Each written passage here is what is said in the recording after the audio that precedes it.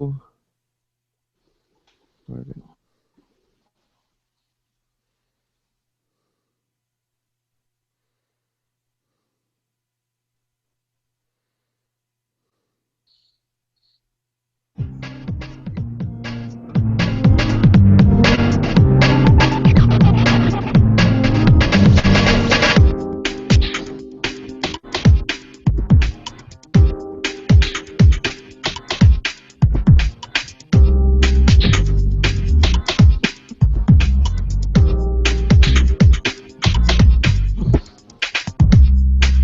to the Silver Happy Hour radio broadcast. I am your host. I am here with my good friends, good friends, Chaz and Robinson. Say hello, gentlemen. Hello, gentlemen. Hello, gentlemen. And with us, as always, our least favorite co-host. Our good friend, Technical Difficulties. Give it up for Technical Difficulties. Yay!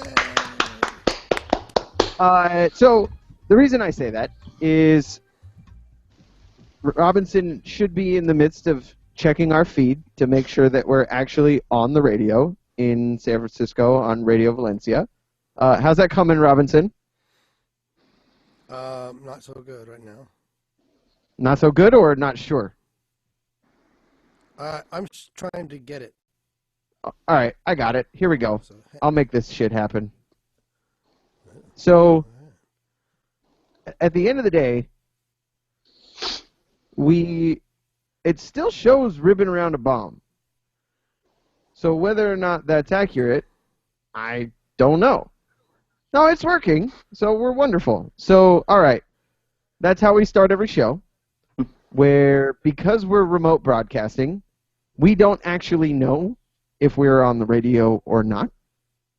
Now, considering that most people listen to this show as a podcast, I'm not really sure how much that matters. So maybe next week we make a slightly smaller deal about it, and we can just we come up with code words or something like that and be like, hey, Chaz, and you go, hey, what? And I'll say, are the eggs on? And you'll say, they're cooking. And then we know that means we're on the air. Oh, shit, now I just gave it away. Now all the listeners will know. If I say that, all right, we'll have to come up with a new one. What about, hey, Chaz, hey, got what? a boner in your pocket? And, sure. and you'll say, and you're like, that's none of your damn business. You just gave it away again, Mike. Oh, mother of God. I suck at surprises. We'll figure it out off the air. We will. Robinson is distracted by what looks like his own lap. I'm assuming that's not what's distracting him right now. I've got this girl down here, and she's just kind of like... Nice. So I'm going to ask you to get a little bit closer to your microphone, Robinson. Just a wee bit closer to your Just a wee little bit. microphone. And if it sounds a little bit strange, that is because our good friend, our co-host, TD, I don't know if you know TD. I call him TD because I feel like we go way back. Technical difficulties. He has reared his ugly head once again. No offense. And for some reason, Robinson's only coming out of the right channel of the audio board. So we're gonna roll with it. We're gonna say half of people's head don't really need to hear what Robinson has to say anyway. I like being over here on the right side. I know you do. Well, you know what? It makes it feel more genuine. Like I have you in the studio over here, and Chaz in the studio right in front of me, and I hear myself. So then I feel crazy. That's all. So how are you guys doing? Pretty good. I'm all right. I've been working some long hours, and I'm deadbeat tired. But other than that, life goes on. Yes, it does. Wonderful. What about you, Chaz? Doing great. Lots of traveling. Tired. Traveling? Yes.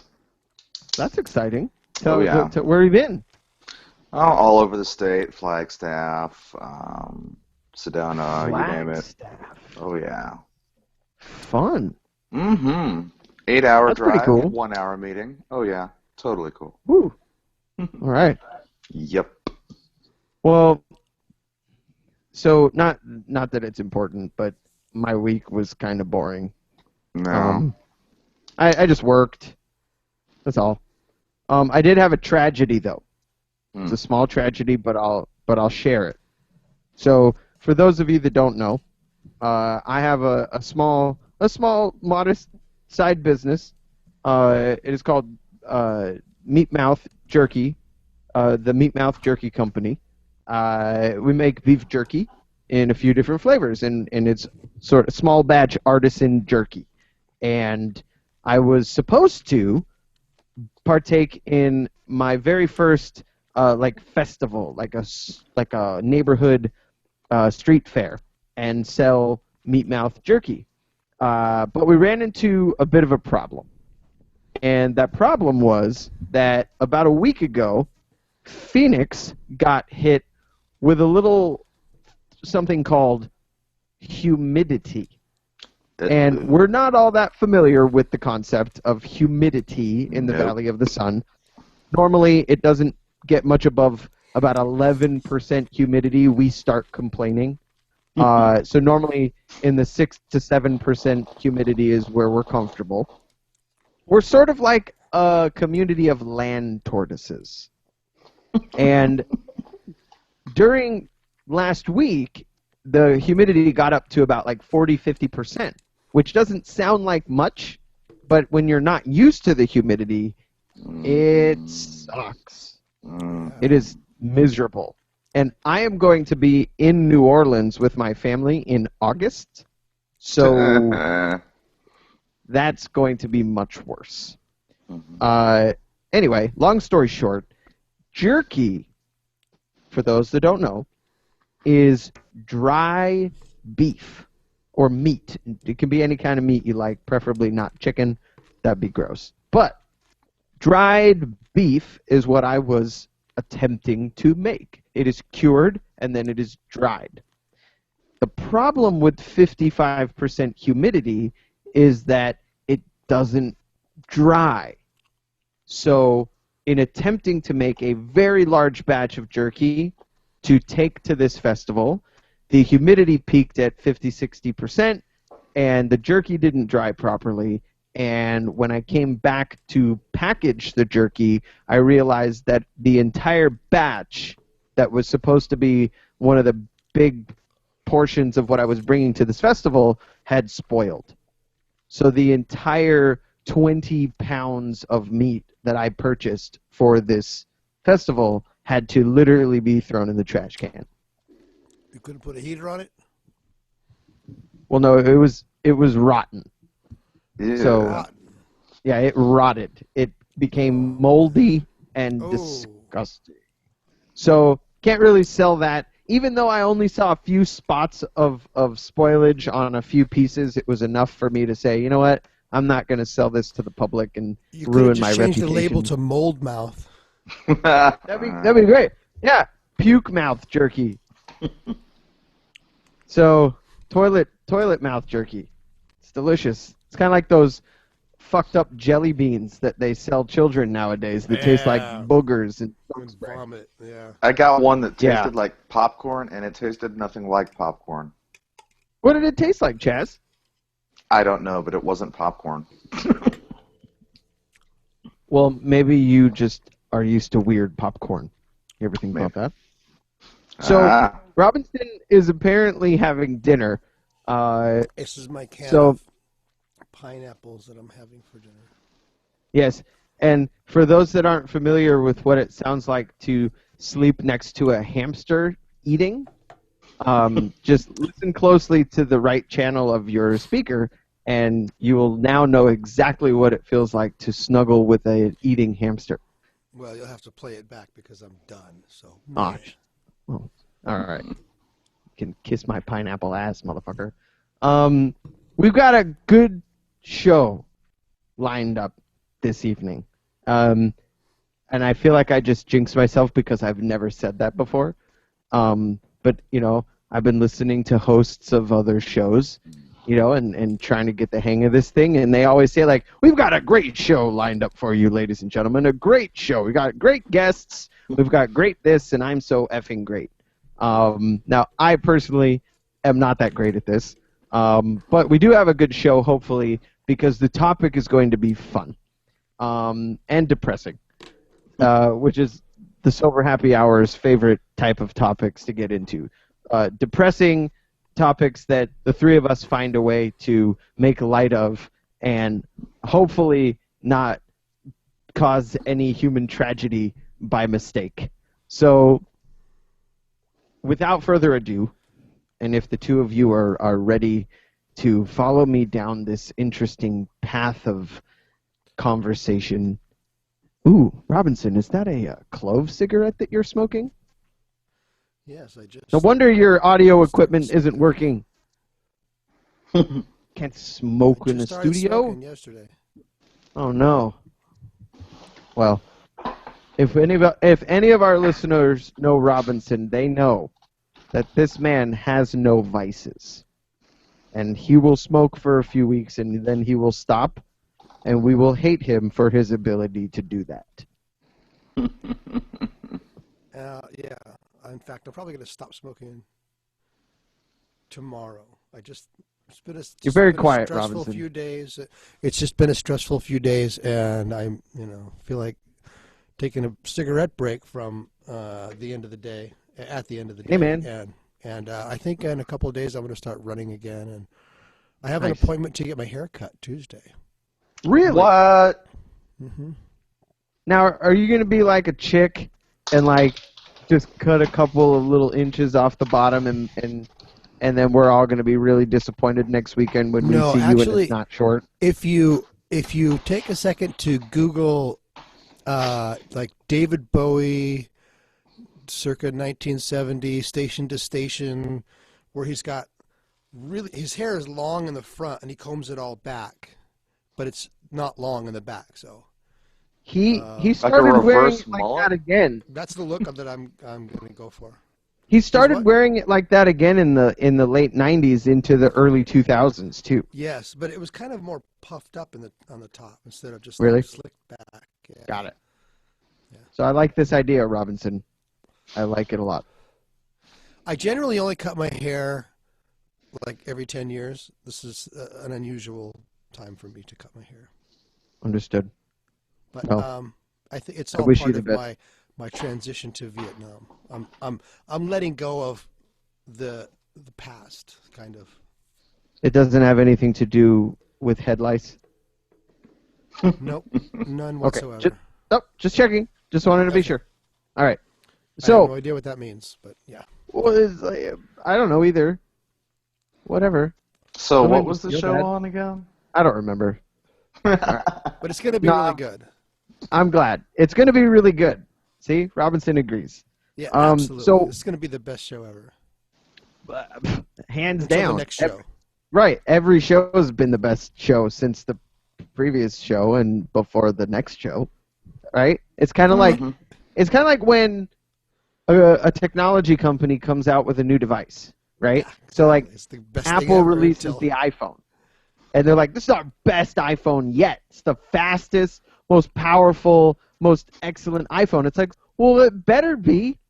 If it's not as good as the last one, what the hell have you been doing for the last year? Well, Samsung, when they came out with the Galaxy S5, it was really no different than the S4. Except that it was waterproof. Right, well, and it was only waterproof when you shoved plugs up its ass. It was a total scam. And then my favorite part is, then they come out with, everything we do is better than Apple. Okay, cool. Which I agree with. Hey, 100%. No problem.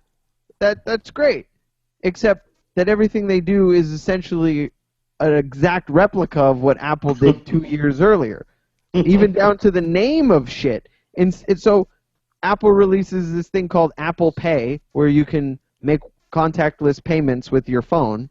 So then Samsung, a year later, comes out with not like the S wallet or the something fancy, some brand new name, called VPay or something. No, they call it, so they have Apple Pay, and then they call it Samsung Pay. Wow. Where's the creativity, guys?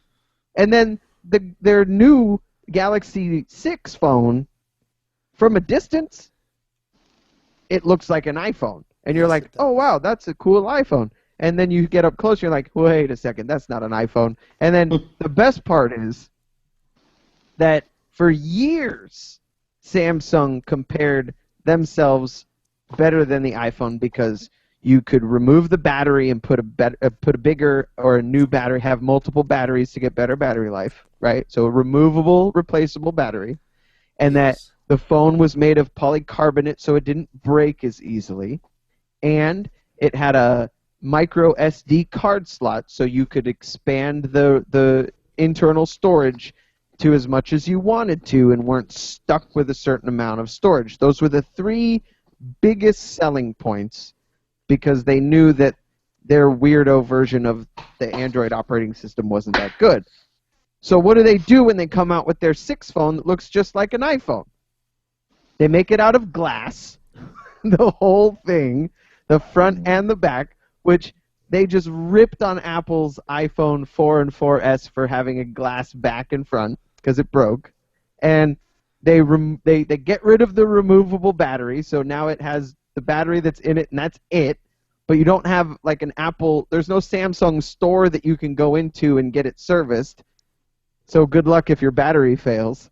And they got rid of the SD card slot, so you're stuck with this minuscule 16 gigabytes of internal storage. So everything that set Samsung apart from Apple, they intentionally removed to make their iPhone clone. And they also laughed at the iPhone last year for having a fingerprint sensor. Who's going to use that? That's the stupidest thing I've ever heard of. To then 6 months later release a phone with a really shitty fingerprint sensor that doesn't work very well. Does not work, yes. You have to swipe your finger on it to make it work. So you look like a kitten playing with your phone. You're like, ooh, turn on. And you're like, it doesn't work. Put in my code thing. So I apologize. I went off on a technology tangent. I thought about, before the Sober Happy Hour, I thought about doing a technology podcast, and then I realized there's a lot of those, and we'd just be talking about the same 3 companies every single week anyway. So anyway. All right. The best show ever. Here we go. The topic that we wanted to talk about was twofold, right? We have hour 1, we have hour 2. We're trying to be a professional show. We put a break in the middle with a song, and maybe we can find an advertiser. Brought to you by Puke Mouth Jerky, remember? The topics were as such. Topic number 1. Here we go. Drum roll, please. Can't hear that. Addiction and drugs as a means to control a population or society. That's topic number 1. And I know that sounds very abstract and ambiguous. Theory. Very conspiracy-ish, I agree. It also sounds like, what the hell are you talking about? Right? Who's ever heard of that? But we'll talk about it. And then topic number 2 is technically, but I'll use the more fun terminology, LSD as a means of curing addiction. So, 2 very different but very interesting topics that I know Chaz did a little bit of research about. I've been doing a little bit of research about it. And then Robinson, I'm not sure if you had a chance to or not, but I kind of always like your sort of unbiased opinions of things. So if you did not get a chance to research it, then I know I will love what you have to contribute based on just your own opinions and thoughts of this of the topic or topics. So I don't care which one we start with, but are we good with those topics, gentlemen? That's a really good combo. Yeah. Cool. So you're listening to the Sober Happy Hour radio broadcast on RadioValencia.fm, 87.9 FM in the Bay Area of San Francisco, California, coming to you from the Mission District, remotely broadcasting from Oakland, Tempe, and Phoenix, Arizona. Now, it's not Oakland, Arizona. I assume everybody knows where Oakland is because the Golden State Warriors just won a championship for the first time in 40 years, and there was a riot in Robinson's neighborhood because he lives really close to the arena where they play. But Oakland is in California, just if anybody's wondering. No kidding. I know. So we remote broadcast this show, and we appreciate you listening. You can catch us every Saturday night, Sunday morning, from midnight to 2 a.m. Pacific time. And before us is Erin Isor with Ribbon Around a Bomb. That's her show on Radio Valencia. And immediately following us at 2 a.m. is Rampage Radio. Bunch of guys do that show. I wonder why there are no women. Maybe they are misogynists. I don't know. So we talk about sobriety, addiction, recovery, and typically a bunch of random shit that has nothing to do with sobriety, recovery, and addiction. But we try to stay on topic. We do the best that we can because, goddammit, doing a 2-hour-long radio show is hard. And we thank you for listening. So you can also catch us live on YouTube and then a recorded version of the YouTube video stream that posts somehow magically after we're done with this. I think when I hit this red button right there, it just like magically ends up on YouTube. So let's get started. How about we roll the dice and we land on addiction as a means of controlling a society. Okay. Alrighty. Because I know that was the one that you were kind of looking into a little bit, Chaz. What did you discover? Well, I was looking up. I looked at both the whole thing with North Korea and meth, and I also looked up like the opium wars in old 19th century China. I mentioned a few hundred years ago when I originally sent the text message, and I was off by about 100, 150 years, so I apologize. That's okay. No, I looked up the opium wars, the whole thing going on with meth in North Korea, and I was also thinking about like the heroin epidemic in the inner cities in America, like especially during the 70s and 80s and all that. Like, you ever seen the movie? That's the one with Denzel Washington where he's he imports all the heroin and stuff during the Vietnam War. I don't know that movie. What movie? Do you know that, Robinson? No. What's it called? It's like King of the Streets, something like that. I forgot. Anyway, it's like Denzel Washington, and he's the guy who just completely floods the streets of the inner cities with heroin. And really? Yeah. But what about another big one is the crack cocaine introduction to the inner cities of the United States in the 1980s. Yep. As a means of destroying the African American communities. And American Gangster. So, American Gangster. Yes. There you go. That movie's not that old. Well, no. It was about the 70s. Right. No, I was just commenting in my own brain. Oh, that movie's not that old.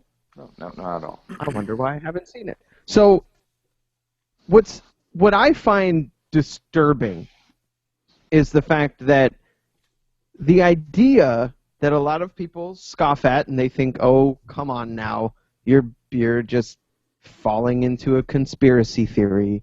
Governments and monarchies, they don't actually engage in this. This is just, it's anecdotal evidence because a population discovered this drug and they started using it heavily, and maybe the government sort of capitalized on it or something. But in reality, especially with regards to the opium wars of the 19th century and the epidemic of methamphetamine usage in North Korea right now, I mean, there is no denying that the governments involved were absolutely and currently are using drug addiction to their advantage in those countries. Oh, indeed.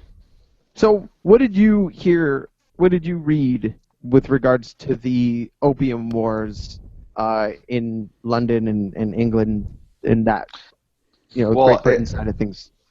Well, I wasn't looking so much as the opium wars in England so much as it was the real opium war in China.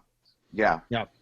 And that was involved by England, and so really it was more or less like the Chinese were economically and financially like self-sufficient and really didn't have much of anything that the Brits wanted. I mean, sorry, the Brits didn't have anything they really wanted. So what the Brits started doing is they started importing opium grown in India and other British colonies. And so what happened is the British basically sailed their warships in there and really just, protected their own merchant ships, secured these treaty ports, one for instance being Hong Kong, and basically just flooded opium all throughout China. And so the Chinese reacted, and this was back when they were still like, the Qing dynasty, I think it was. Yes. And so they reacted with it and just kind of did their whole, like dumped it all into they'd seize the opium and dump it into the bay. And the British reacted by basically opening fire on them, and it was just a huge. Well, I mean, it was more like a skirmish and such, going back and forth with it.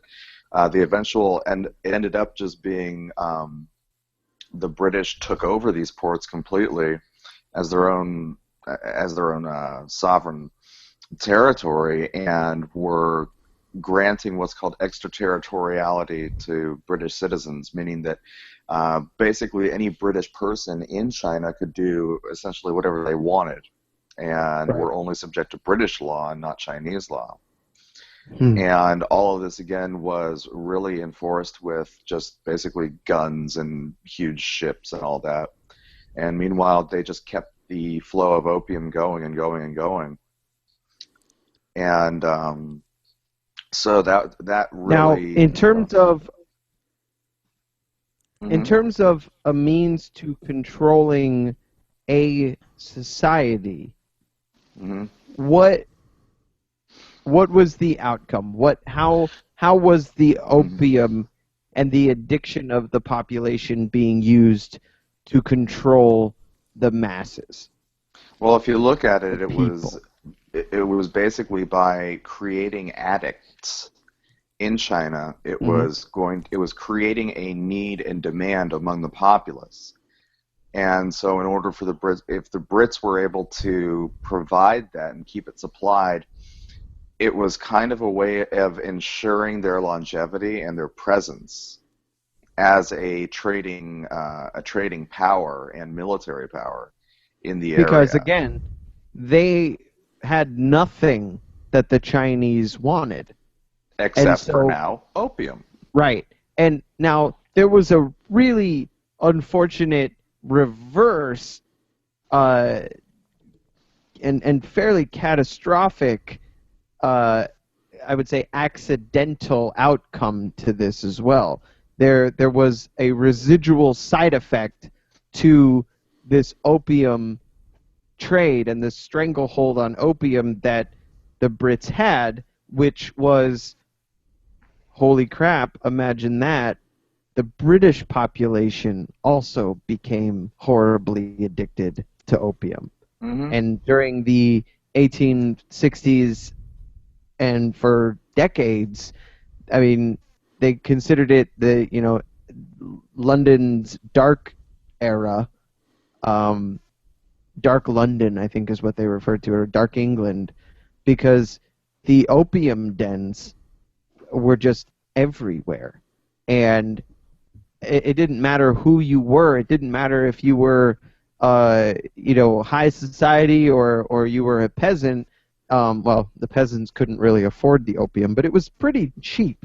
That they had a whole society of opium-addicted people in Europe for a pretty long period of time as well. And from what I read, at least, the British monarchy took advantage of that as well, especially amongst the lesser citizens of that kingdom at the time. And they really they used it to their advantage to take the lower class and make sure that they could keep them in that lower class in perpetuity, and those that were higher class who would either stay away from the opium or who could get enough opium and pay for it themselves to maintain their addiction, they wouldn't have to, beg and borrow and do the bidding of or be controlled by the government in order to get their fix, essentially. I mean, when you're dealing with an addict, this is something we've talked about on this show, and somebody is just painfully addicted to something, if you can supply them with drugs, you essentially have a slave in your hands. They will do anything you ask them to do. If they can't pay for the drugs and you offer them a way to get the drugs and pay for it via another means, whether that's a female offering sex or an addict offering to do your bidding or perform crime for you, to rip somebody off, or they'll do something terrible, kill somebody, right? Hey, I will supply you with a year's worth of smack if you off this person so I can cash in on the insurance money. And you can control somebody and get them to do terrible, awful, horrible things that they wouldn't normally do because they can't live without that drug in their mind.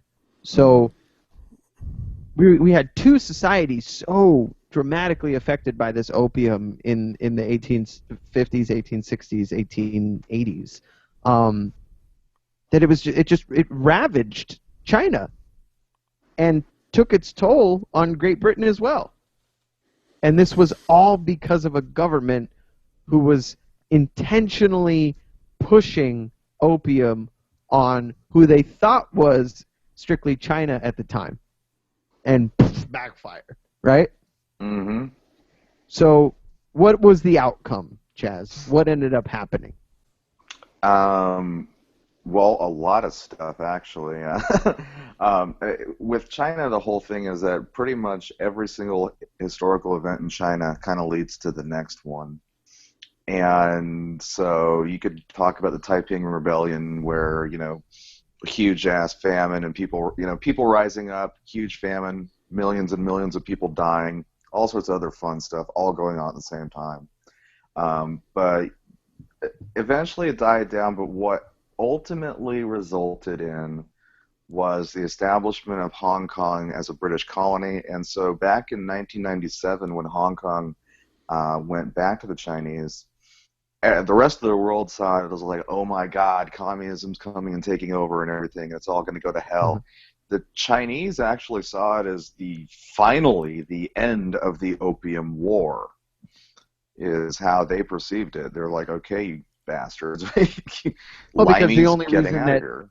the only reason that the Great Britain never took control of Hong Kong in the first place was because it was a port city that they used to import the opium. Yeah. And it was absolute anarchy for a long, long time. Up until 97, it was still essentially like political anarchy in Hong Kong because nobody knew who was governing this place. And you had this whole population of the Hong Kong citizens saying, we do not subscribe to the British way of doing things. And then you had the other half of the population saying, yes, we are part of this Western society. And eventually the natives, if you will, the true, what would you call somebody from Hong Kong? Chinese. Hong Kongese. The true Cantonese, typically Cantonese. So they finally got their sovereignty. They got their land back. Unfortunately, Hong Kong is still, at least to a lot of people, myself included, because I'm somewhat ignorant. I'm American. So when it comes to geography and political science, I'm somewhat ignorant. But why is Hong Kong being part of China again since almost 20 years now? Why is Hong Kong still referred to as its own separate thing? Well, it's simply just it's like a special little economic zone, and essentially what that means was back in at least 97 and all that around then, China was still pretty much mostly communist, and so they all kind of, like, both sides kind of acknowledge the fact that it would be kind of not a great idea to just kind of go to just take the whole free market thing there that was going there and completely roll it back. The Chinese weren't stupid. They saw, hey, this is a good thing. This is it's a major moneymaker. We don't want to we can get this. We can have this whole thing. And so they set it up basically to keep going. It would just be under new management, but it would still be business as usual. And it's almost like I think that's a great way to explain it. Yeah, but it's like now, Hong Kong is just like totally taken off. And in the essence, it's like China kind of followed suit ultimately, with Hong Kong more.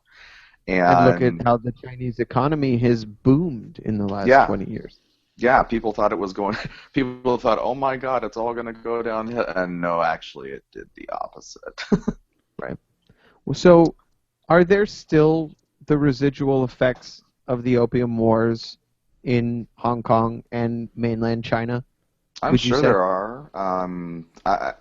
I wouldn't doubt it. I'm not that familiar with the intricacies and minutiae, I guess you could say, of the trouble with data, or data, depending on who you are, coming out of China is that it is still a communist regime that rules over China, and thereby Hong Kong. But the numbers that we get could very well be very skewed. So when it comes to addiction and recovery and substance abuse and things like that, and opium use or heroin use or whatever coming out of that country, just like the way that when the Olympics came to Beijing and they realized there was going to be a spotlight on Beijing, they did everything that they could to make Beijing look like a first world country, well, to make that area look like China as a whole was a booming first world country. So they were very clever with how they could reduce the appearance of smog, reduce the population of stray animals, reduce the population of poor, impoverished, homeless people in that area.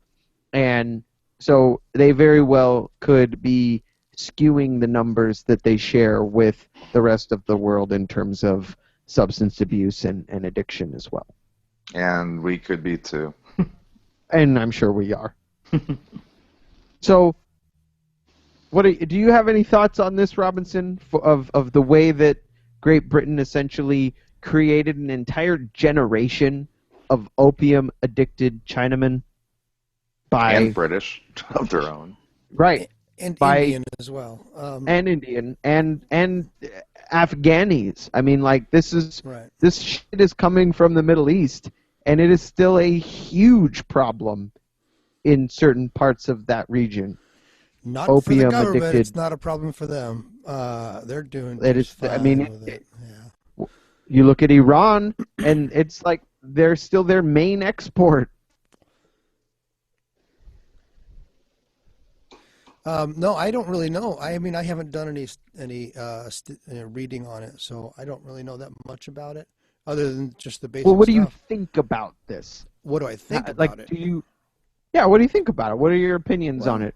If you lived 150 years ago and you were allowed to speak your mind about the actions of the British government sending opium to China and devastating a generation.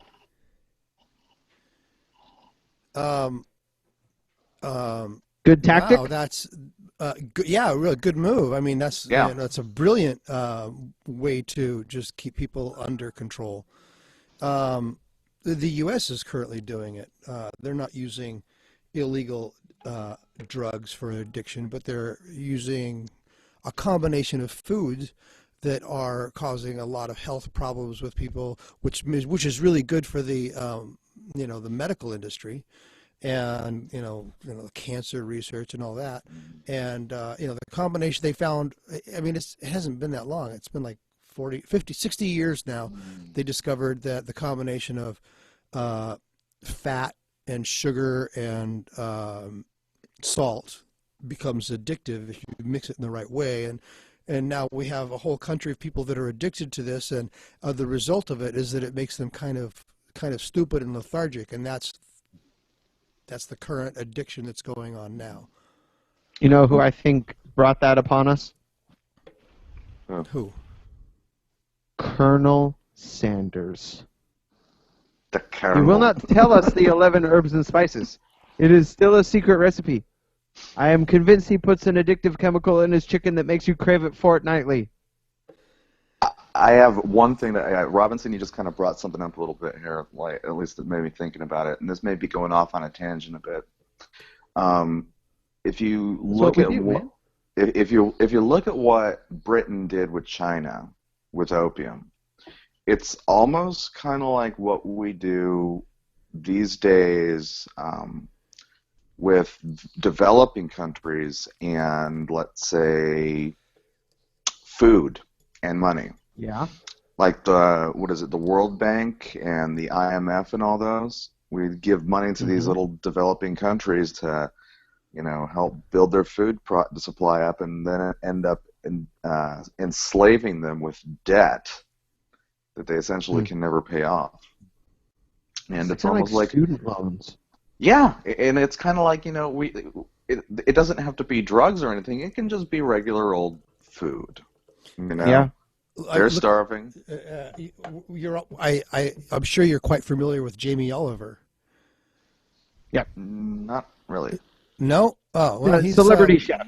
Celebrity chef, and he's been on a campaign for some time now to try to change the foods that we feed our kids in high school, because it's all just complete garbage. Terrible. Full of stuff that makes you fat and stupid. And and guess what? He's failing. He has been completely, publicly destroyed by this campaign. Now, I don't like to get into politics on this show, so we'll keep our political thoughts to ourselves. However, the same thing goes. The same thing goes for the First Lady of our country right now. Say what you will and have your opinions about our current president, but the First Lady of the United States has always been a a celebrity figure in this country for decades, right? For everything. I mean, they've always had these very just innocuous, very low risk, very, almost anti-political, bipartisan little jobs that they're given, with the exception maybe of Hillary Clinton, who tried to take on healthcare while she was first lady, and was blasted for it. Like, was Laura Bush? She wanted kids to read more, right? Now, God bless her. Her stance on it was reading is a great way to fall asleep at night. I'm not sure she quite got the point, but she tried, right? She wanted kids to read. There's nothing wrong with that. Michelle Obama wanted kids to eat more fruits and vegetables and exercise more, right? And so she was ripped in half. Right. She was ripped in half for wanting kids to eat more fruits and vegetables, right? So she backed off that. Then she got ripped in half for wanting kids to be more active, right? And she would go on the talk shows and show that she could do push-ups and, have kids be active. And she got just lambasted for that. And then I almost believe, and I'm stealing this from a comedian, but I agree with the statement that I firmly believe that as a joke, as a test of the political waters, she then decided to take on her third communist, extremist, ruining our children act. So it went from fruits and vegetables. No, that's bad, communist. She's anti-free market. Okay, backed off. To get more activity and exercise, you fat bastards. Stop playing so many video games. Oh, nope, she's a communist. You can't have that either. Like, she's telling our children how to live. And there were people who would, like, intentionally, buy their kids video games and hand them a Happy Meal and say, just to give a middle finger to the First Lady, my kid is not going to be active at all, God damn it. And then, so as a test, as a political test to test the will of the anti-Michelle and Barack Obama people in this country, her third extremist idea was to try and get people to drink more water. And, of course, she's ripped in half for that one as well. Like, how dare you? Water? Right? So, it's mind-boggling. But, Robinson, you're absolutely right. Our society has grown fatter and stupider and slower, and we have less developed frontal lobes than we used to. We are evolving backwards, and a lot of it has to do with the foods that we eat and the drugs, not the illegal drugs, but the pharmaceutical drugs that are being shoved down so many people's throats unnecessarily as well. So I agree with you. To cure the problems that are caused by the food. Right. And then we take more drugs to cure the side effects of the drugs that we were already taking. Yes, and that's exactly how they're controlling the American population with addiction. Right. So we also look at it as, in this country, and we've talked about this a lot, that we don't try to treat drug addiction. We say that we do, and we have hundreds or thousands of rehab centers and, behavioral health clinics and whatnot. And those are great. But we also throw people in prison. And the prison systems make billions and billions of dollars throwing drug addicts in jail. It's the we don't prison treat industry. Right, of course. It's the private prison industry. We don't treat them. We don't treat the drug addiction. We throw them in prison, and instead of now being addicted to this somewhat happier, friendlier drug like pot, now they come out and they're like hardcore heroin junkies, and they just go round and around and around. But all the while, the prison system is getting filthy rich off of these people. If you want to know why I'm standing up, it's because my Apple Watch told me that I've been sitting down for too long, so I'm standing up. Well, adjust your camera. I can't. I'm not looking at your Mayday Pitbull Rescue. Oh, your phone tells you you've been sitting too long? No. You could ignore it for a couple of hours. Your watch tells you you've been sitting too long? Yeah. It wants Michelle Obama must be inside my watch telling me I need to move. So your watch tells you what to do, and you do it. my watch tries to make me not be. Don't be mean. So okay, check this out. Checking. There is a thing. It's not a drug. It's a root extract that is processed, and it's called Iboga. I believe that's the name of it. Iboga. I-B-O-G-A. Iboga. Iboga. And it is completely forbidden to have it, to make it, to buy it, to sell it. You will go to prison for a long time. Okay. In America? Yes. Well, I think anywhere in the world. What? Yeah. What the hell does it do? It does one thing and one thing only.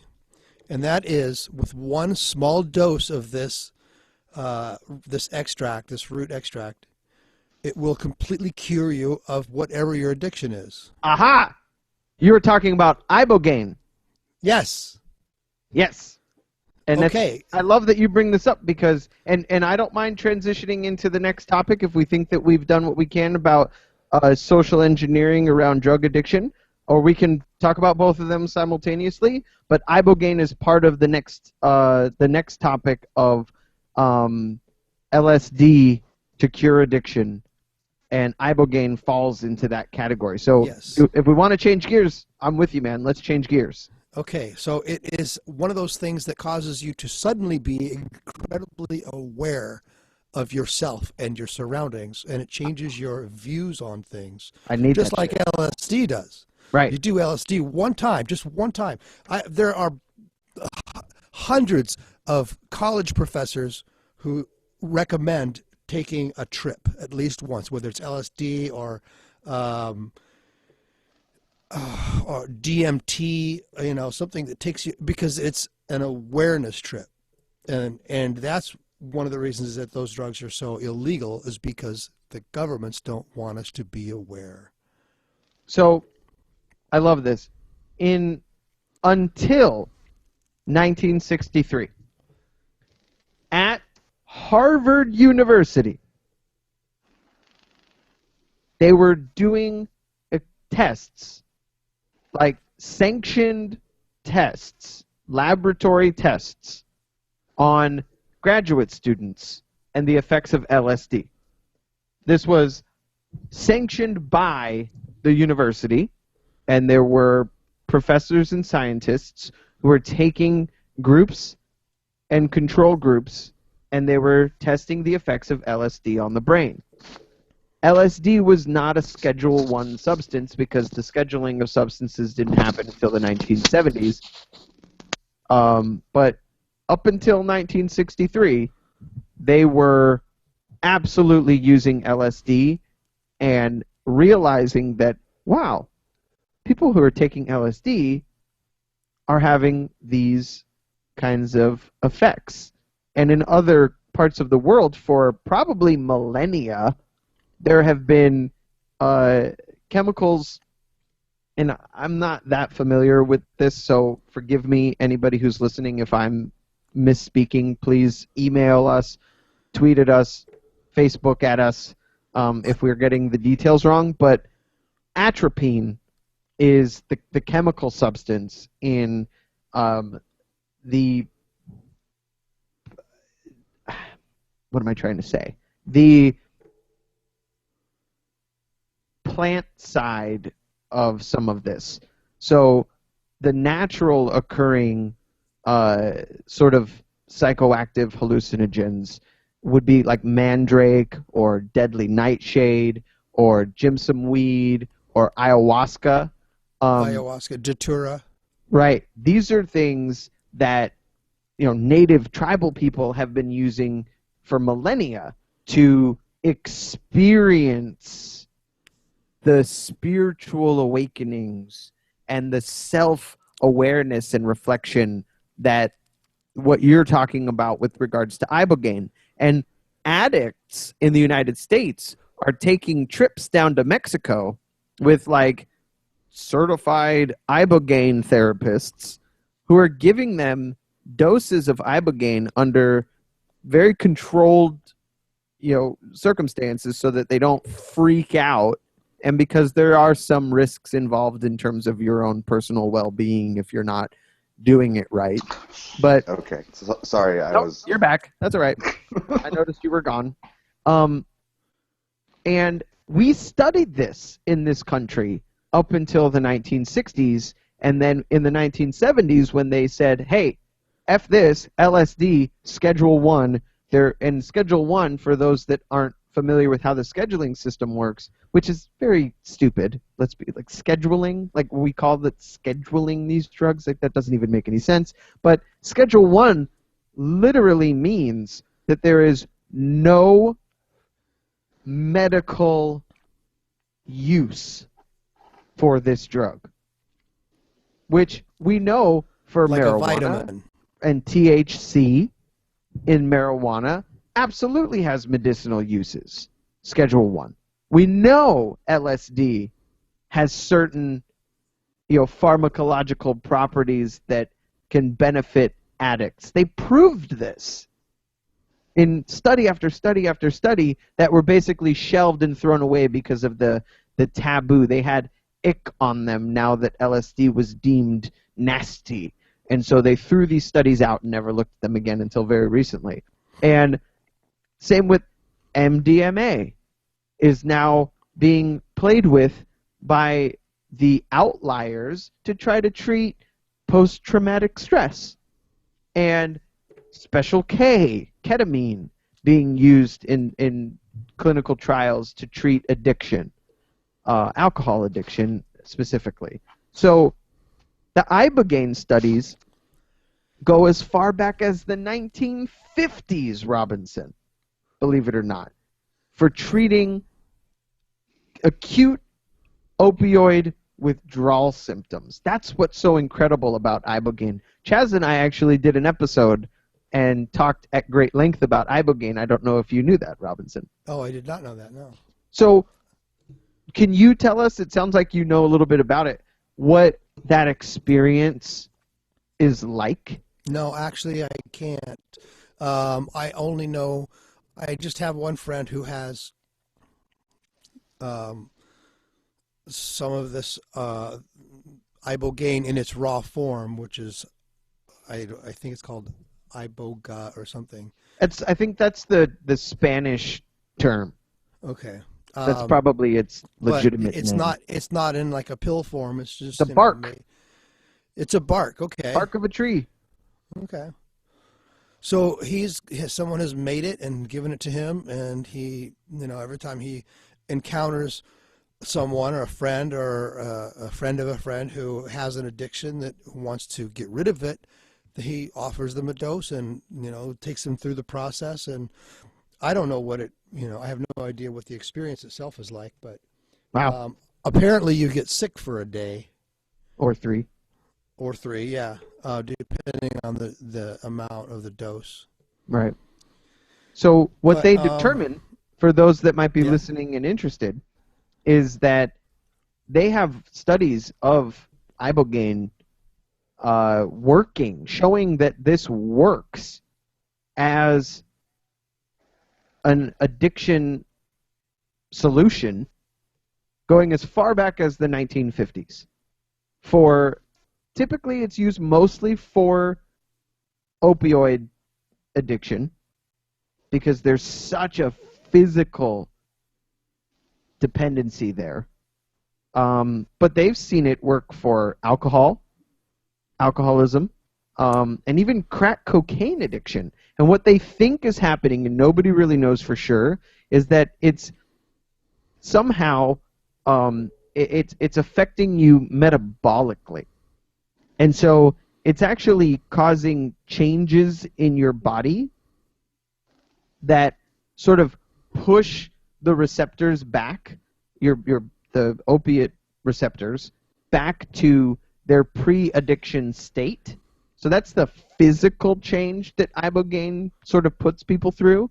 And then from a psychological and mental perspective, it's said that when you take this substance, and it is a hallucinogen, that it's supposed to essentially be this spiritual awakening, and you're enlightened, and you realize, maybe some of the reasons that you were abusing drugs in the first place, and it takes you back to a point in time where before you started abusing drugs, so that you can stop abusing drugs. And a lot of people, even though, because the fear was, if we give people this solution to the withdrawal symptoms of an opioid addiction, then people who are inherent opioid lovers are just going to go back to using those drugs and then do the ibogaine again. But what they found is that it has literally altered this person's thought process around drugs.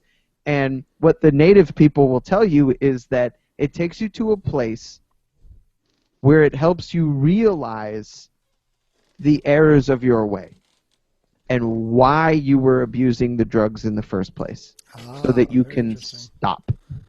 That's very that's right along the lines of neurolinguistic programming. Yes. Yeah, and hypnosis for that matter. And there are people, I have met people personally who have been through that process, and I met a woman once who was just overhearing a conversation that I was having with somebody who was struggling to get off methadone, and she chimed in and apologized for interjecting, but her opinion was based on ibogaine treatment and how it literally saved the life of her chronic relapsing heroin addicted son, who at that point in time had been sober for a couple of years, because she finally said, I've spent tens of thousands of dollars sending him to rehab that never works. He's overdosed multiple times and nearly died. He could not stop using heroin, so she said, I'll try anything. Somebody pointed her in the direction of this Mexican ibogaine facility, sent him there for 5 days, and he came back. She literally said he came back cured. And I was floored. This was a, probably 55-year-old woman, and she couldn't recommend it enough to this girl that I was talking to. And I thought it was remarkable. So in Mexico, they actually have facilities where they do this? Yeah. It's not an illegal substance in Mexico. Have they done, are there studies and shit yet done on it? There have been studies that people have been doing since the 1950s. Shit. And it has literally just been kept out of the American public's mind. Wow. And I think it's because it scares the living shit out of the addiction recovery. It's the recovery is also an industry, like the cure for cancer. Just like they're saying that they're finding, that certain things will help, not necessarily cure cancer, because that's kind of that's a misnomer in that. Get rid of it. But yeah, get rid of cancer. oh man, it's I just lost what it was, but there's a particular illegal drug that they've been testing on cancer patients that they're realizing is like just eradicating the cancer from people, but we don't hear about this. No, they want to squelch that. They want to get rid of that because the cancer cure industry is a multi-billion-dollar industry. Oh yeah. And same with the AIDS cure industry. And to find a cure means the industry disappears. $300 billion in 2014 were donated by Americans to charities.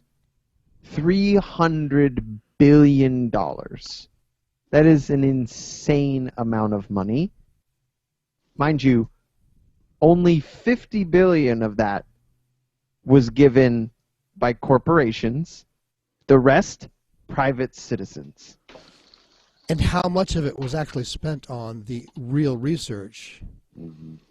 That's another question. Good question. I talked to a guy who, I had a friend who, God, this was back in the 90s. He had AIDS, and he told me that he had a friend who worked for an AIDS research foundation. The guy had a junior high school education. So how he got this job, I don't know, but he was a receptionist, basically. And his pay was $90,000 a year. Woo. And apparently everybody that is working for the companies that are research companies get paid an absurd amount of money in order to keep their required donation amount very high. Well, and because at the end of the year, they have to show a zero balance on the books. Yep. Right, exactly. So they got to pay everybody big bucks. So how much, that's why I bring up the question, how much is actually going towards the research to scientists and how much is being paid to uneducated people that are receptionists in order to keep the numbers high? It's the same thing for that, like the Susan J. Komen Race for the Cure thing. Don't get me started. Started. If you actually really love boobies, find a breast cancer research foundation that actually does the research. Go find them and write them a check. Do not give to Susan G. Komen because all they do is pay for other races and salaries. It's some obscene number, like 85% of the donations to Susan G. Komen go straight to people's pockets. Yeah. Like obscene. And the funny part is legal. Right, it's completely legal because they're still giving a portion to the research. They're still functioning at a zero profit balance at the end of the year, but the CEO, who works for a nonprofit organization, is a multi-gazillionaire. You know, and you know, and it's so disgusting. But it's also, you know, one of the biggest pushbacks of our healthcare reform laws was that, hey, hold on a second here. How much of my dollar is being spent on my healthcare when I pay you, my insurance company? And at the time, it was, well, we don't have to tell you that.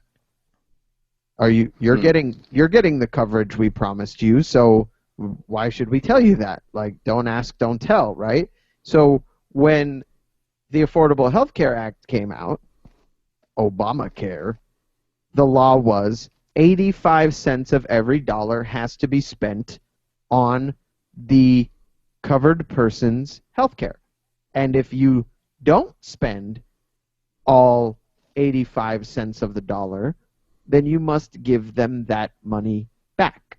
So the very first year that the Affordable Health Care Act went into effect, I will share this publicly.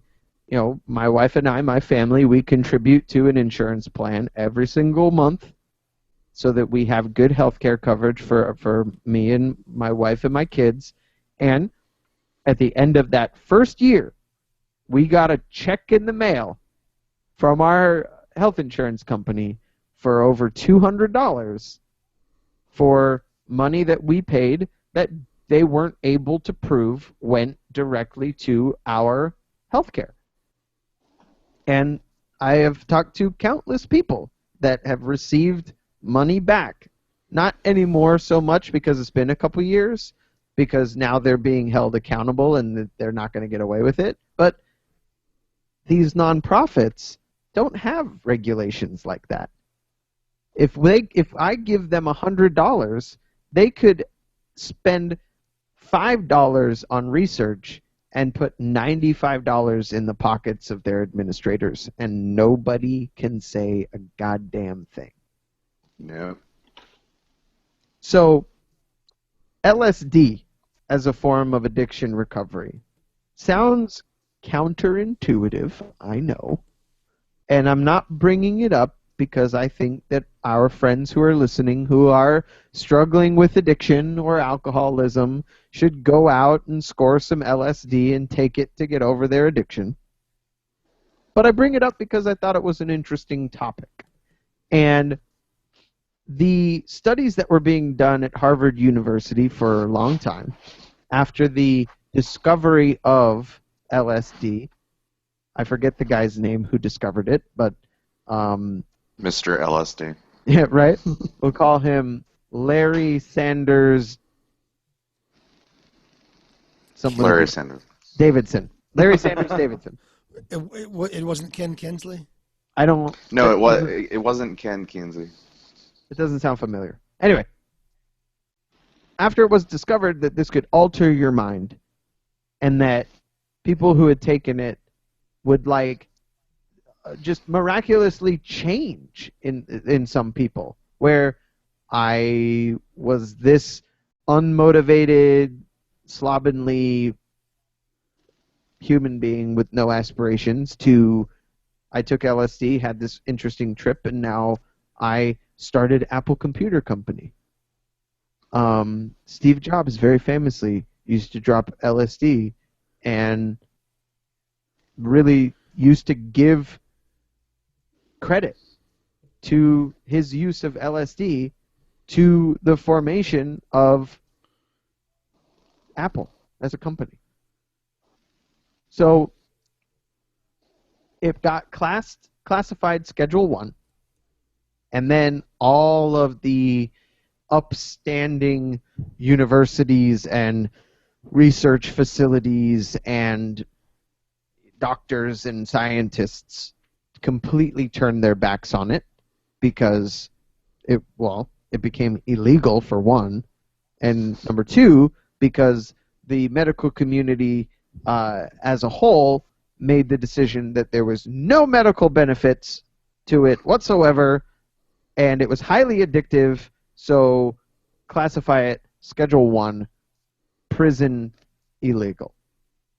And all of that research went away in the blink of an eye. Some people will blame it on Richard Nixon.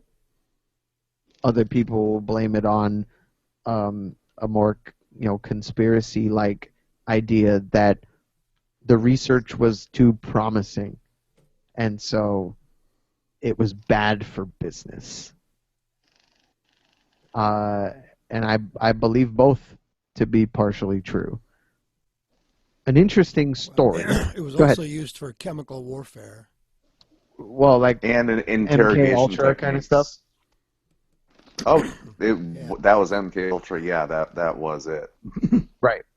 And that was more about like mind control, but Yep. yeah, it got a bad rap. And I personally, I'm a pretty fucking weird guy.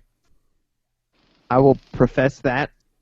So I never got into psychoactive hallucinogens, not even, no LSD, no magic mushrooms, no what's the mescaline.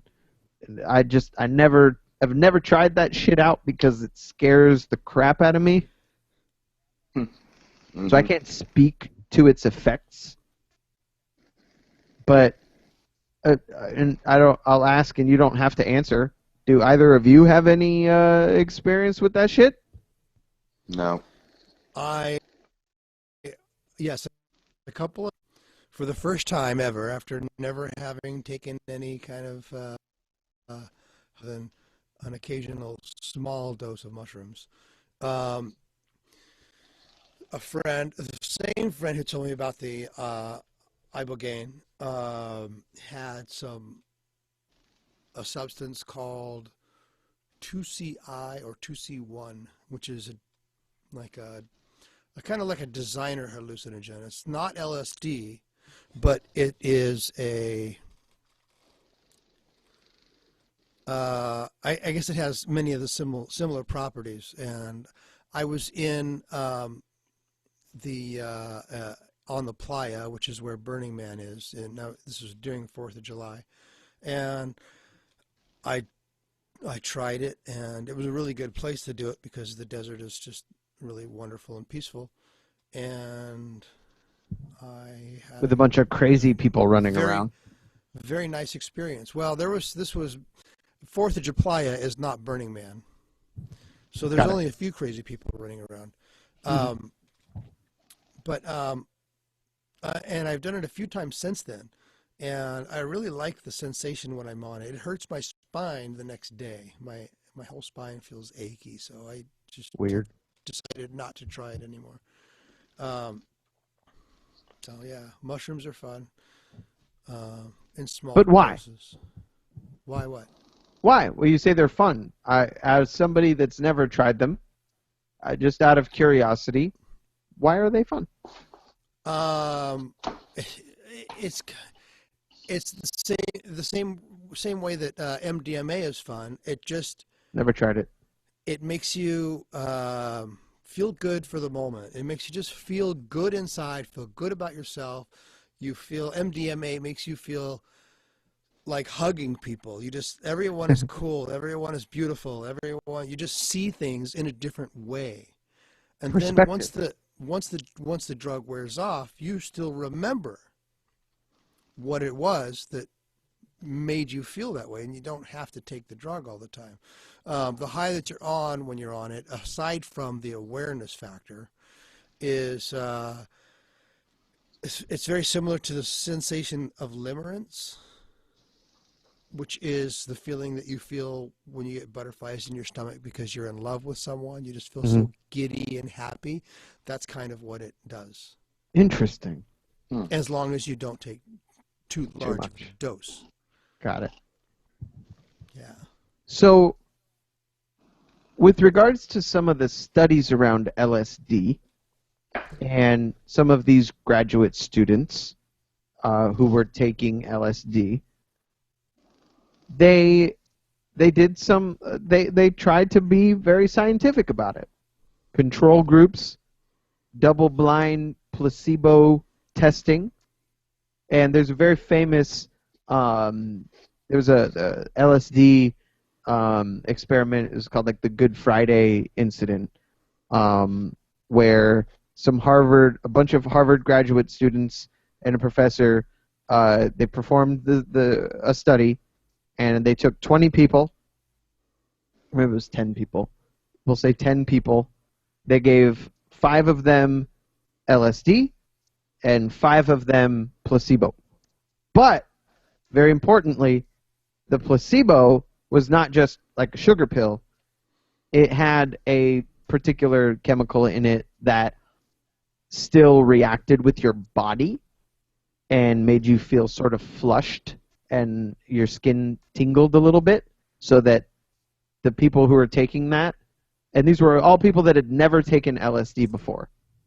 So the people that had the placebo were still feeling the effects of something, but it wasn't a psychoactive drug, so that they could, obviously determine the placebo effect and what these people experienced.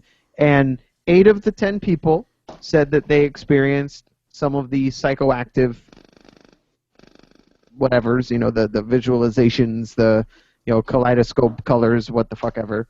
And one guy very famously, because then they took so let me back up for 1 second. They took the drug, the both control group and the LSD group took the drug, and then the professor took them all to a Good Friday, what do you call a church mass, a Good Friday sermon at Boston College. They didn't want to do it at Harvard University because that's where they were from. So they took them to Boston College, and they took them to a Catholic Good Friday service, and 8 of them said that they experienced some sort of, hallucinations or whatever. One guy actually fully tripped balls, and ran out of the church into the street and had to be restrained and given Thorazine because he needed to spread the word of the coming of the Messiah, and just started acting like a lunatic. God. But these studies would show time and time again that these people who, they went through these extensive, personal assessments beforehand, that a lot of these people would come back after using the drug for a period of time to answering these questions very differently about themselves. They would no longer feel some of these negative ways that they were feeling about themselves, or that they were using drugs or alcohol in excess. And they started to try and point these studies towards drug and alcohol abuse. And in the 1960s, this is where the story gets very interesting. In the 1960s, a gentleman by the name of Bill Wilson. Anybody know who that is? Bill W. Oh, yeah. Bill Wilson, for those listening that do not know who Bill Wilson is, the co-founder of Alcoholics Anonymous, who, keep in mind, wrote the big book of Alcoholics Anonymous in 1939. So by the 1960s, AA was well underway with a very large community of this fellowship had grown enormously by the 1960s. He was still very much involved with AA, but in the 1960s, he came out to the fellowship in support of LSD as a treatment for alcohol dependency. Interesting. And he talked about, yes, he talked about his experience with LSD when he was drinking and how it really helped just shift his perspective, and he stopped drinking as heavily as he had been. And the fellowship didn't like this idea at all, and they were talking about, the whole concept of substituting one drug for another, etc. Which I wonder now, having learned this, if that's why you have these militant AA people who are so anti people utilizing other means to try and get sober, right? Whether that's pharmaceuticals or methadone clinics for heroin addicts, or some of the drugs that exist, naloxone for alcohol dependency, ibogaine, or LSD, because now they took that idea that Bill Wilson got shot down about, and the fellowship said, no, absolutely not. And they decided that militants was going to be part of the fellowship from then on. I don't know. I'm making that up, but it makes sense. Go ahead. I wanted to kind of just go tangentially here for a moment, kind of going off something that it really sparked in my head about the placebo effect, if we could. Yeah, please. Absolutely. It's your show, too. All right. This is one study, and I'll go see if I can find it a little more in depth, and maybe we can talk about it in a future show, too. But the whole gist of this one study was to basically poke holes in the placebo effect theory. And so what they did was they had a huge group of people who like had really bad chronic pain. Hmm. And so what they did was they had three Fibromyalgia. groups. But this was like, serious, like, coming out, like, in the hospitalized for this type of shit. Right, so not fibromyalgia. Yeah. So what they did was they gave one group they were all able to self-administer, painkiller. Okay. One of them, it was really morphine. One really had morphine. The second was a placebo. Mm-hmm. And the third was a opiate inhibitor. Ooh. It blocked it. In other words, there would be no potential for there to be a placebo effect. Okay. So the first group, they would hit it, and sure enough, no pain. The placebo group, they would hit it, and you get variations. No pain, some pain. The opioid inhibitor one, they hit it, pain. Hmm. In other words, when the body was like, dude, there is no possible way that this could ever happen, but they didn't think so. Okay. In other words, the body trumped the mind. So when people are always talking about how amazing the placebo effect is, when it comes down to it, it's not as magical as some people would like to think. And when you say that it, so then, and I don't expect you to know the answer to this question, but I want your opinion. Mm-hmm. What produces the placebo effect in other circumstances? I'm not entirely sure. I think some part of it, I think mental stimuli can produce physical. In other words, it's basically psychosomatic. But when exactly, it is psychosomatic, and it's mind over matter. Okay. It's same thing with Christianity or anything like that. If you believe something strong enough, then it becomes a reality. Exactly, but the problem is when there was this opiate inhibitor, though. In other words, there was physically no way. Yeah. Mm-hmm. The mind couldn't do it. And they didn't know that they were given the opiate inhibitor. No, they didn't. Here's my question, though. That's very interesting. My question is, did the opiate inhibitor inhibit the mind's own production of the chemical? Because obviously, like, this stuff, the receptors in your brain exist for a reason, right? And our bodies can pump out, dopamine and serotonin and shit that makes us feel good. So because they took a receptor binding, inhibitor, was the reason they weren't able to self-medicate, essentially, the placebo effect. Was it because, like, this study physically blocked their ability to manifest this naturally? Yes, that's pretty much the idea. That's the idea. In other words, that people were saying, oh, well, the placebo effect, you could just take you could just pop some M&Ms and be cured of some shit. I've heard some really whacked, far out, oversimplified type of bullshit like that. But this basically showed that when there is no possible way for it to happen, unbeknownst to the mind, it's not going to happen.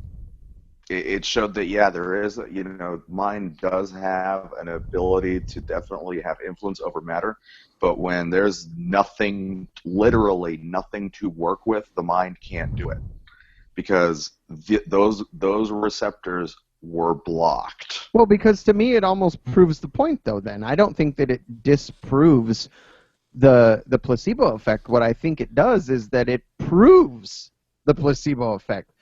And maybe placebo effect is the inappropriate terminology, because what it proves is that the body has the ability to produce this stuff that you would otherwise have to ingest. Now, if we're talking about they couldn't necessarily prove that there was a presence of opioid, in other words, that's what was happening. Yeah. They couldn't prove internally what was going on with the placebo group. It was just the natural placebo ratio of of efficacy. What they were trying to show, I guess, maybe was, and again, I need to look up this study again. But it was really kind of just showing the limits, more or less, of the mind and its ability to have on that. In other words, because they all were under the impression that that they were being given morphine for the pain. Sure. But it was this one group that had the that had the inhibitor that it's just none of it worked. Crazy. That's very interesting. Thank you for sharing. Yeah. Now, I wanted to also mention there's a celebrity in England. His name is Darren Brown, and he does a lot of really interesting shows. And one of the shows that he did, was very elaborate ones too, it's called Fear and Faith, and his show was based on the placebo effect, and he created a fictitious pharmaceutical company and hired a bunch of people to work there, and it was called SHHRP Pharmacy or something, and the company produced absolutely nothing other than placebo, and they just did a whole bunch of studies with a whole bunch of different students and groups of young people that all took this, and they all had different reactions, but none of them took anything other than sugar pills. And it was amazing how many the drug was called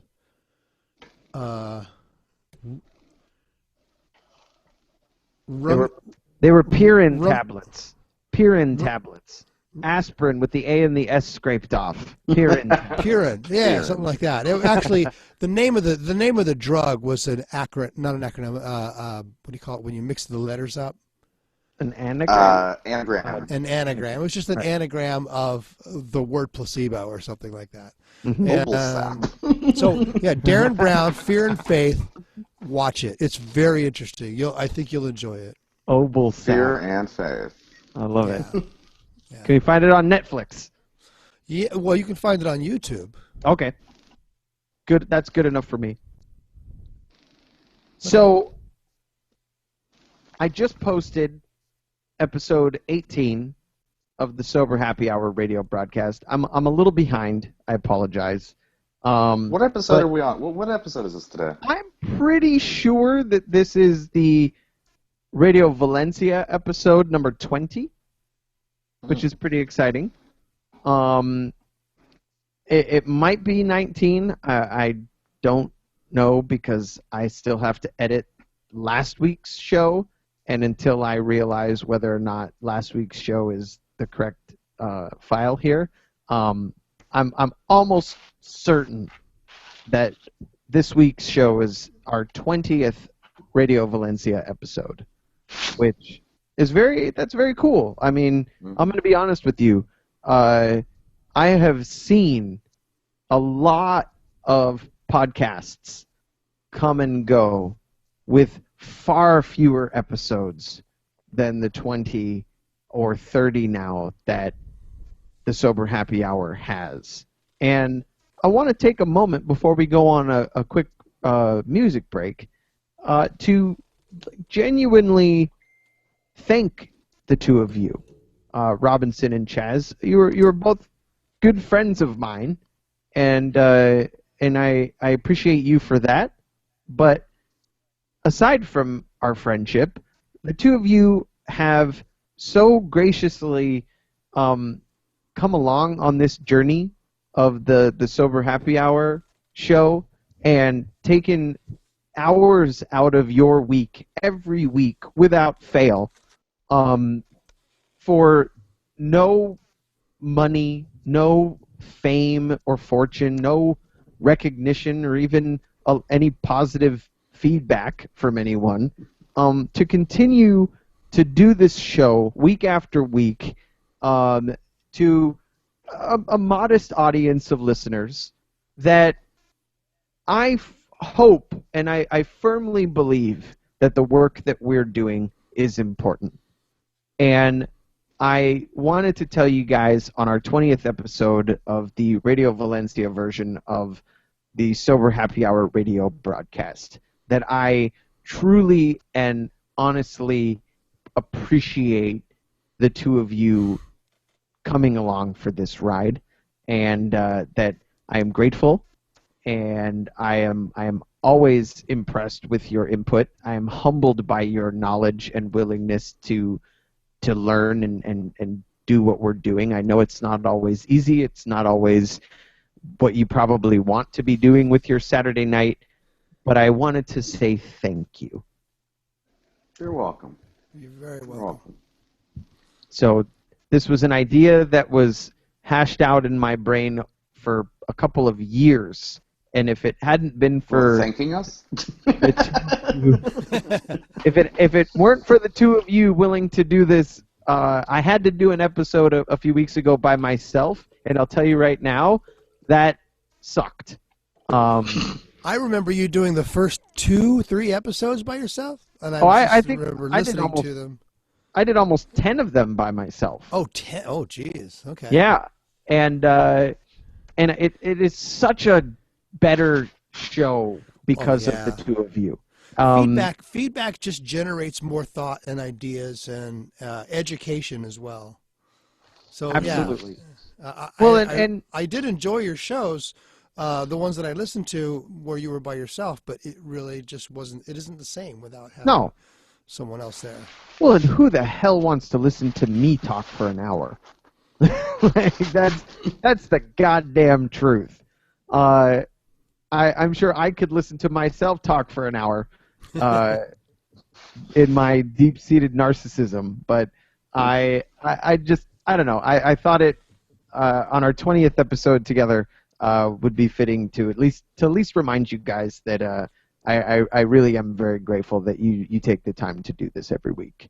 And I'm sure that our listeners, the people that listen on a consistent basis, that have come to rely on this show or use it as a form of entertainment or use it as an example of what a radio show should not be, they're the 5 greatest people on earth. Yep. Well, I know the few friends that I have that are listening use it to practice their English because they're in Vietnam. I love that. No kidding. Yeah, because we need to make sure we articulate and use large. It's not necessary. Words. It's not necessary because YouTube has closed caption feature. And so how well does that work? I think it works pretty well most of the time, as long as we're not talking on top of each other. And so what they're doing is they're listening and they're reading in English what we're saying, and it's very helpful to them. So that's pretty cool. We're helping people in many ways. Yes. Fucking A. And I'm over here on the right. Yes. I wonder if the subtitles scoot over to the right-hand side. Over to the right-hand side. So let's take a break.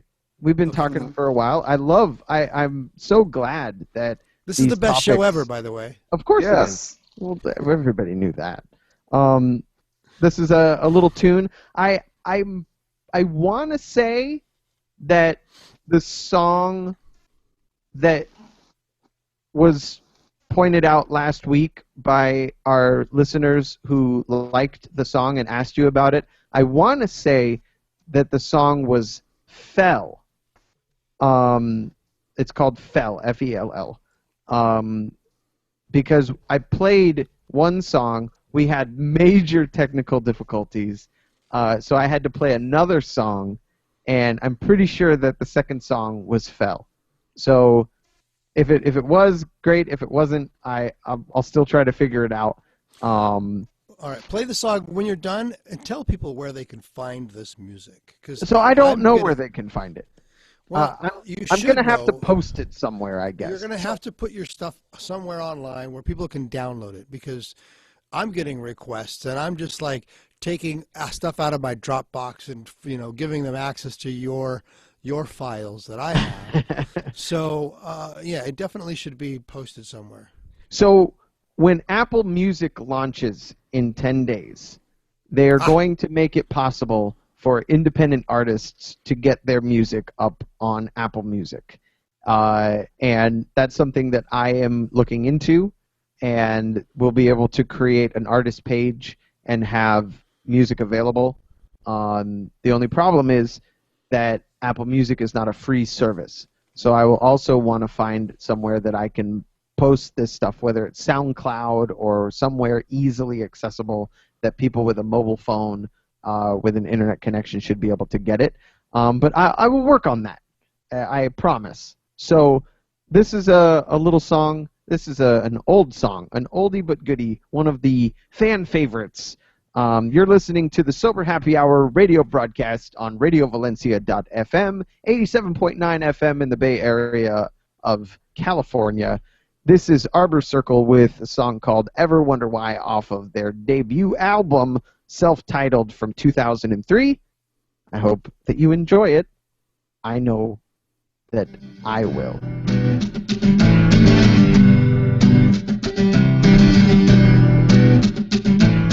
Ever wonder why it seems the sun don't want to shine?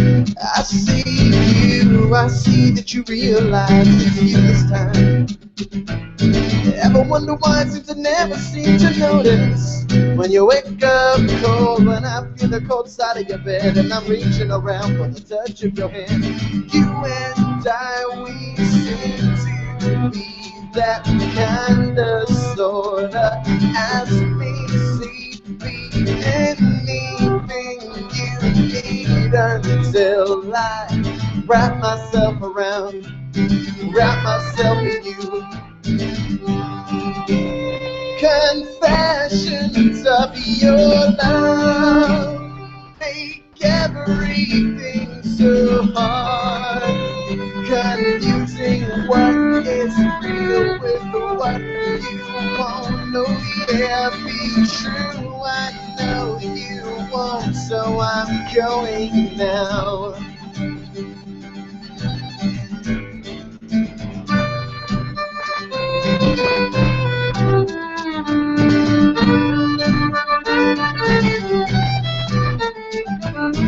Ever wonder why it seems that I'll come back to you?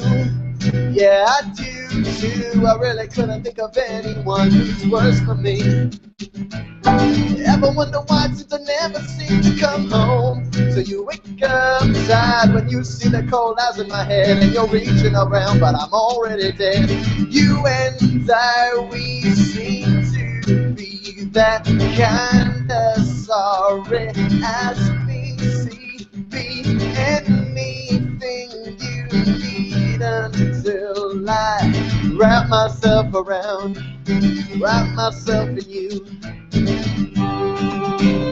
Confessions of your love make everything so hard, confusing what is real with what you won't know.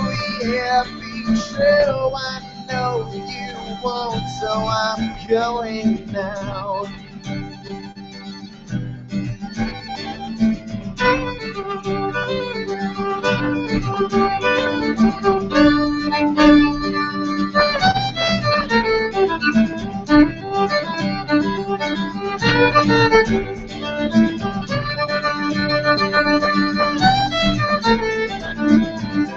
I'll always taste unfaithful lips when I am tasting you.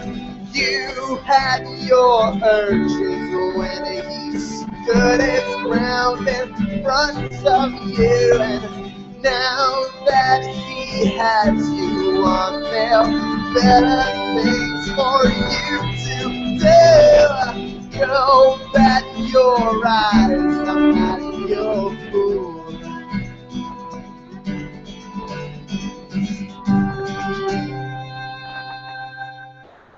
Confessions of your love make everything so hard, confusing what is real with what you won't ever be true. I know you won't, so I'm going now.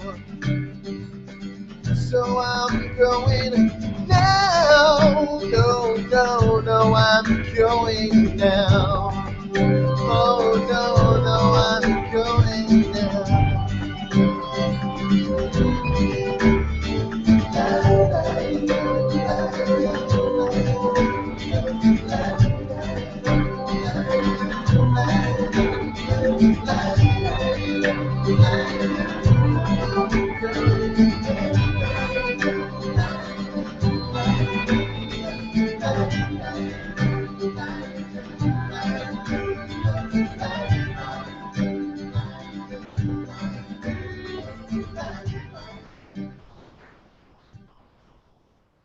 Welcome back to the Sober Happy Hour radio broadcast.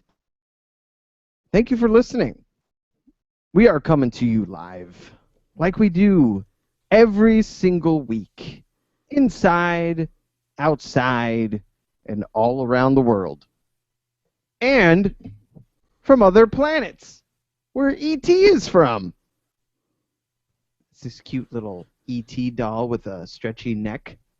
I found it at a garage sale, and it is an original it's a numbered Toys R Us exclusive E.T.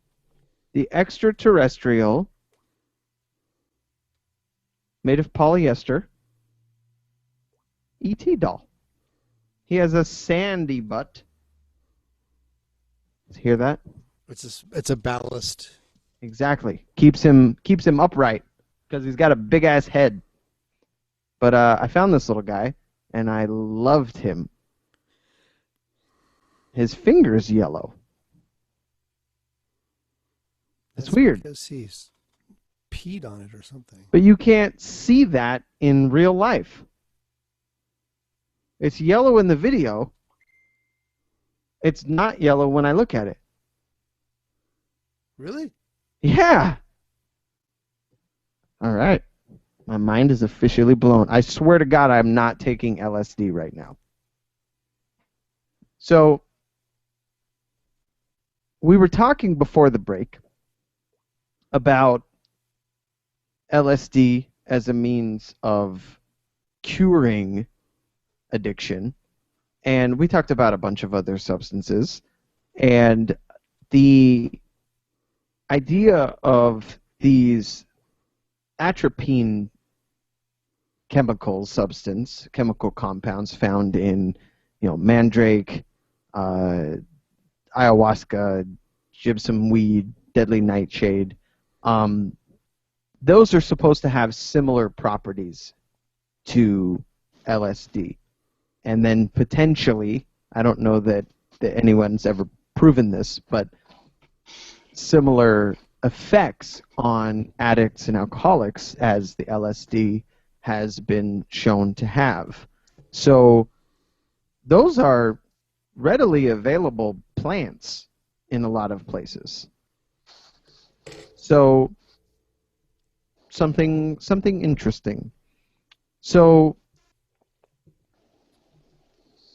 oh yeah, in 2012, they started to dig up some of the old LSD research, and they found that in all of these different LSD research batches, these groups of people, studies, I think is what you would call it, that on average, 53% of the time, alcoholics using LSD, 53% 53% would be able to drink normally after these treatments with LSD, whereas only 33% would with the placebo. That's substantial. For there to be a 20-point difference between the control group and the study group, that's well beyond the margin of error. And this wasn't just one study either. These were multiple studies being re-examined by multiple researchers over many different periods of time all over the world. These were those studies that had been thrown out after LSD was made a Schedule I illegal substance. So they threw them out and basically forgot about them for 50 years. And they were re-examined back in 2012. And they figured out that 53% of the people who were struggling with an alcohol dependency problem were able to get over that and drink normally after going through this LSD process. Now, it didn't go into like how they were taking it, or under what environment, or how much, or what the dose was, or how often, or anything like that. But I found that so interesting, because here we are on the precipice of yet another quit drinking drug coming to market. We talked about it, Chaz, if you remember, a few months ago. There was a study out of Europe somewhere of a drug that was curing people of alcoholism. I think we struggled to pronounce it, but it was like naloxone or something. Mm-hmm. And what it is similar to Suboxone. It is a receptor binding drug. So whatever they figured out is in your brain, that pleasure center that's being triggered by the alcohol consumption is instead being bound up by this drug. And yet for 50, 60 years we've been aware of the possibility of a completely different substance having a similar effect on people, helping people get over alcohol addiction. And yet, what do we do about it?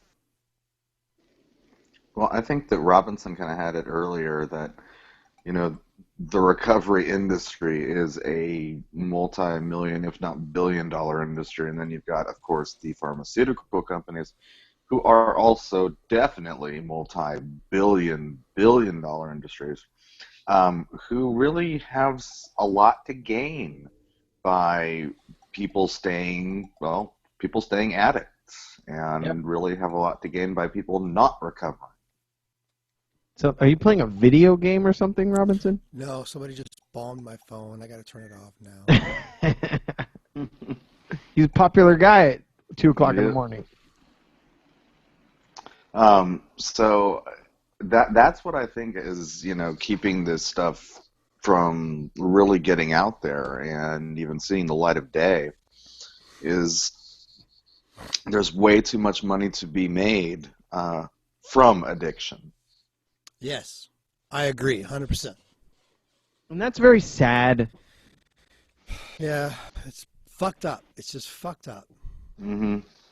Now, it's the weakness industry. Yeah. Yes. In terms of our original topic and the controlling a society via the means of addiction, because we're running out of time,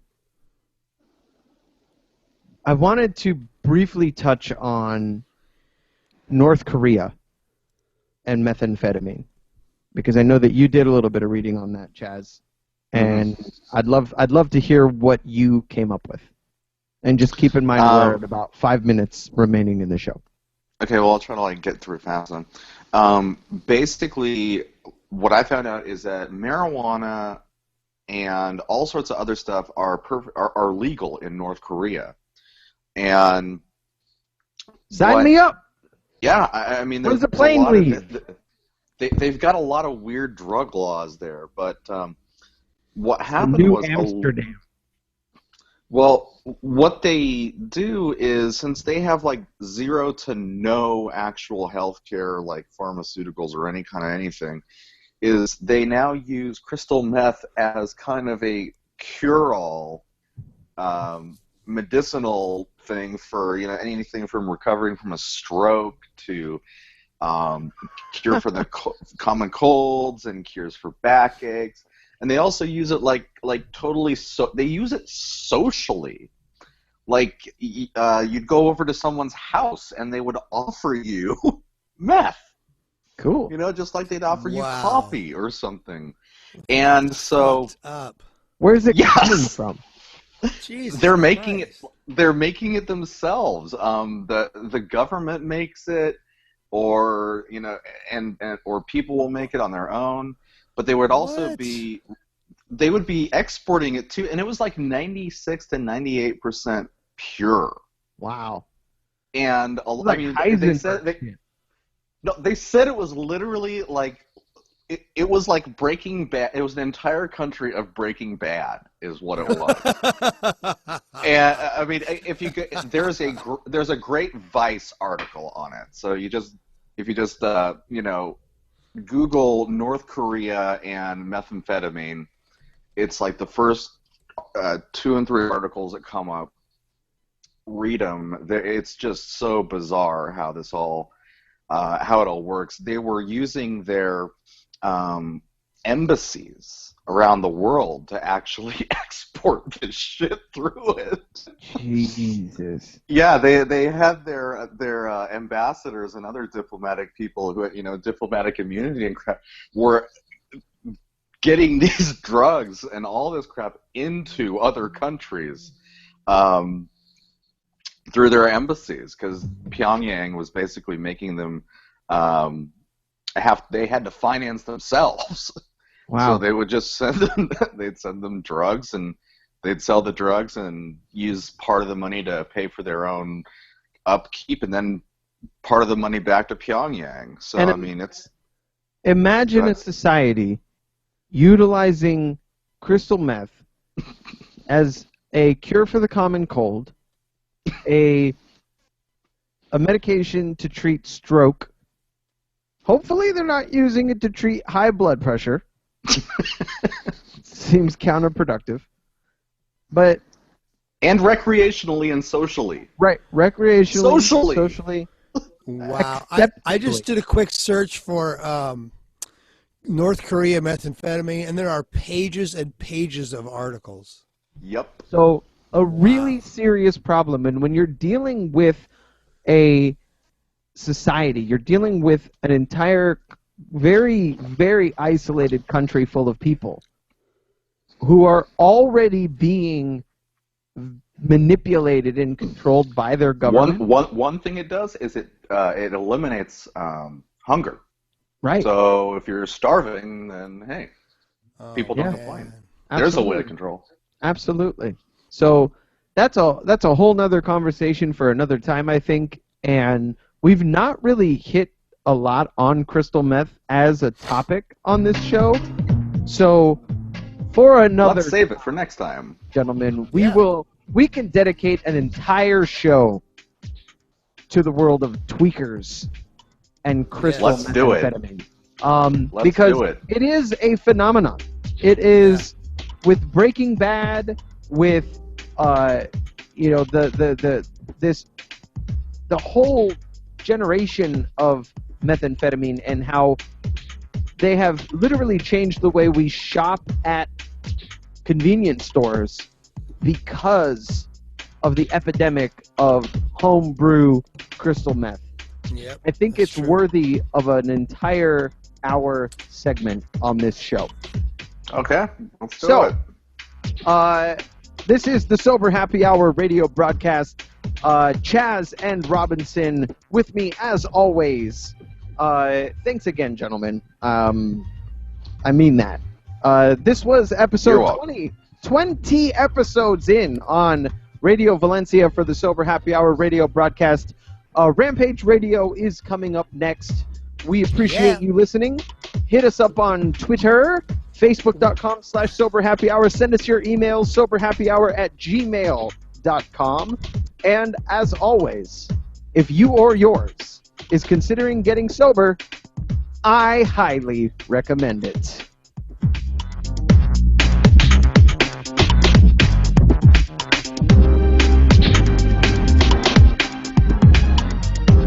Best show ever.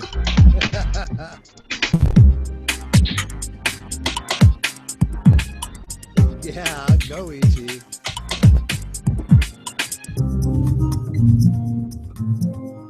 All right, good night.